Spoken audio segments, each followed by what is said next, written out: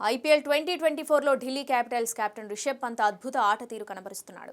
గతంలో మాదిరి తనదైన శైలిలో షాట్లు బాదుతూ అభిమానులను అలరిస్తున్నాడు. బ్యాటర్గా, వికెట్ కీపర్గా పూర్తి స్థాయిలో ఢిల్లీ క్యాపిటల్స్కు సేవలందిస్తున్నాడు ఈ కెప్టెన్ సాబ్.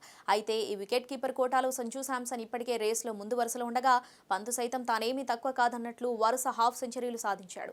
ఈ నేపథ్యంలో Rishabh Pant world cup selection గురించి బీసీసీఐ మాజీ boss, Delhi Capitals director of cricket Sourav Ganguly ఆసక్తికర వ్యాఖ్యలు చేశాడు. వరల్డ్ కప్ జట్టులో పంత్ చోటు దక్కించుకోగలడా అన్న ప్రశ్నకు బదులిస్తూ, ఇంకొన్ని మ్యాచ్లు పూర్తి కానివ్వండి, ప్రస్తుతం అతడు బాగా ఆడుతున్నాడు, బ్యాటింగ్తో పాటు వికెట్ కీపింగ్ కూడా చేస్తున్నాడు, సూపర్ ఫామ్లో ఉన్నాడు, ముఖ్యంగా గత 2 మ్యాచ్లలో అద్భుతమైన ఇన్నింగ్స్ ఆడాడు, మరో వారం గడిస్తే గానీ నేను ఈ ప్రశ్నకు సరైన జవాబు ఇవ్వలేను, సెలెక్టర్లు పంత్ గురించి ఎలాంటి నిర్ణయం తీసుకుంటారో ఇప్పుడే అంచనా వేయలేను, ప్రస్తుతానికి పంత్ పూర్తి ఫిట్గా ఉన్నాడు అని గంగూలీ చెప్పుకొచ్చాడు.